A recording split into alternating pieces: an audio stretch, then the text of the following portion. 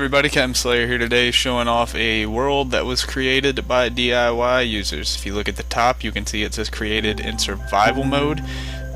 We actually made this world long before creative mode came out, so it did take a lot of time. So I made this video just to show it off, and we're starting with JigglyJassassin's water temple. This was the coolest thing I had ever seen in my entire life when I first came across it. Jiggly showed up in the game, disappeared for about half an hour. We came down here to find him. Keep in mind I had never played Minecraft, and he had built this beauty.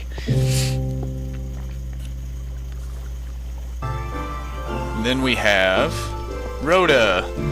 I know you can't read that very well, but it stands for Riders of the Apocalypse, an old outlaw racing team, and all the members were also DIY members. Emperor Jelly, that is his house if you can't tell. The thing about the Riders of the Apocalypse that bothered me the most is the fact that they were obsessed with fire, so their city is horribly ugly with a fire everywhere, in my opinion. But if they like it that way, that's cool. That's obviously Pyro's house, and to be honest, there really wasn't much more to show off here because they never got to completely finish it before we saw updates to Minecraft. This is Starlight City, which actually has a pretty cool backstory to it. I've started this city, and this part I'm walking through now, going up these stairs, because when the game first came out, I had a tiny little hut, and I lived, or actually it started as a hut, and we built it into a hotel type thing. And that was when the duping glitch was still around, and my friend Sweet Mohawk came into my house and duped so many iron pickaxes that you couldn't move in my house without getting an inventory full of them. So pissed off, I ran off, dug into a side of a mountain because there's a little 4x4 room there, and this whole city came to it. I just looked at the bridge to R.O.T.A. That's Treetopia, as we called it. I know Fireviper and a couple of his friends got up there and did all that with bone meal. This is Jiggly J's Lodge and Trade. We had a pretty good system going where Jiggly would supply us with everything he needed. You write your name on the list, so he knew who took it and how to refund it. Some people didn't do that, but most did. But Jiggly's was kind of the place where everybody came and donated things that they didn't need, and I didn't mean to break that. I tried to play it, but I forgot I was in creative mode.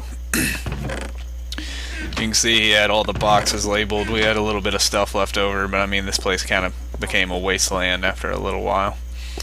But Starlight was where it all happened. When my friends and me played this together, we played it kind of like it was an MMO. We paid each other in gold and iron. We had factions that we did stuff with. This was Jake's room. He was kind of humble, kept it small, and for the longest time I lived across from him. In the other room with a pumpkin over there, which I believe I go into at this point. My cake's still there. It's probably stale as fuck because I made it like shit months ago. You can see up in the sky the achievement railroad. We'll be visiting that in a second. Once again, Jake disappeared for a while and just happened to build this in Starlight, and it took him a little more than 30 minutes to an hour. Battlefield 3's house, which was one of the originals I made. That's Casa de la Viper, notorious for if you walked on his porch dying with arrows because he always hid up in the trees. Possum Bog's house. The reason I chose to come into Possum's house is, if you notice, it never got finished, and he worked on it for like a month. It actually almost hit the achievement railroad, but me and Fireviper had a knack for sneaking in, more me than he, and stealing Possum's wood, setting TNT everywhere. Got a Liquid Ghost test chamber, which I vaguely remember him burning down. Lord Mushoe's estate. This was originally Lover Lust's house, and he sold it off to Mushoe when they went to make the Riders of the Apocalypse City. It doesn't, you can't really see the damage anymore in Liquids, but he definitely burned it down to the point of where there wasn't a floor. There's the DIY statue. Should be a lowercase y, but it's not. You have the glass arena, that nice little finish. Sadly, all the swords had been stolen. Nobody refilled the dispenser. We had instructions for the game type. We never got really big games going for it, but we had a couple fun matches in there. But the waterfall was put there by FireViper as a nice touch. But the objective of the game was 2 to 4 players get in each corner and smash the glass out, and the last one to not fall in the water won. It was actually really fun, and there are much better ways to play it now, but we did what we could. And there was a really bad time there for a while where creepers kept spawning in the damn arena, which is pretty scary. This will show you how old this is. We last played it in August of 2012, and I think I literally just got on to put that sign up. That was when we were still a clan and did Member of the Month. Me and Pyro92 Concha built this railroad. It took us 6 or 7 hours, because there's an achievement for riding a rail cart 500 blocks, I believe, in one direction, and we couldn't figure out the achievement. Not many people had it at the time. You see FireViper's house, his actual house, loading up down there, all the glass, and I believe FiliusNex built that Lord of the Rings looking tower. But anyway, we couldn't figure out what was wrong with it, and so I literally spent 20-30 minutes after we had finished this big ass thing counting those blocks, and I speed it up right here so we can hurry up and get back, counting the blocks, and we had, I think, 494. I know we were like right around 10 blocks off and had to extend this little railway. That's why it goes so far back, but we were all happy. We finally got the achievement. We got our wheat farm, which we used for food to fight off creepers. This is the horrible water slide. The damn thing never worked. God bless David, he tried his little heart out.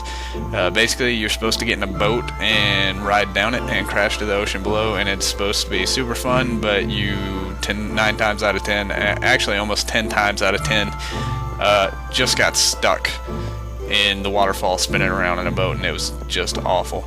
We had the lawberry back then. The books didn't have any use, I think, except for making bookshelves. Now you use them for the enchanting altar, I believe. And then we have right here what we called the ghetto, or that's what FireViper started calling it, the projects. This is where Sweet Mohawk lives. And I lived in the one across him. However, FireViper got so big into calling it the projects, I decided to sell it. It never sold. Nobody wanted to live in the projects, which ironically it's nicer than the other houses. And then we've got down these stairs. I was running out of ideas for the city at this time, but we have the Nether portal, which for those of you who have never played Minecraft is a portal straight to hell. And then we had a train station to the Avanas Islands. Like I said, when we played this, I speed this up again. Like I said, when we played this, we played it with factions. There was Riders of the Apocalypse, and Starlight was a neutral city, which is actually why I gave it to Jiggly, because I wanted to be one of the warring factions. And me, Frequent Shark, and FireViper moved off to these islands and built this long-ass railroad, which is much longer than the Achievement Railroad. It goes across the map. We built the Avanas Islands, and we started a faction called the Goonie Tribe. Sadly, we never got to go to war, but we tried. Being an avid Pokemon fan, I built that Pokeball with FireViper's help, and I built Kakuna and Lapras over here, looking at one of the old Pokedex toys by Tiger Electronics. Huge pain in the ass, and they took forever. Keep in mind, you couldn't fly around then. If I fell off, I had to ghetto rig my way all the way back up. And I tried to build a giant Pikachu beside Lapras, but he was pretty much tail whipping him in the face. I was the chieftain of the Avanas Islands. That's a field that never happened, never got anything in it. To the left of my house, you can see I had a fence, and it was like a wheat garden, and FireViper always made fun of me because I didn't have a gate to get in there, because gates didn't exist at the time. That's FireViper's giant Goomba that he built. And I think I looked at the forest already, but if I fly up right here, there were like 3 trees when we came here, but FireViper got bone meal happy and completely covered my fucking house in trees. We got Ronnie's little place right here, which he didn't know. Me and FireViper robbed him countless times from here because we needed supplies, and he left them wide open, so a bunch of spaces are missing.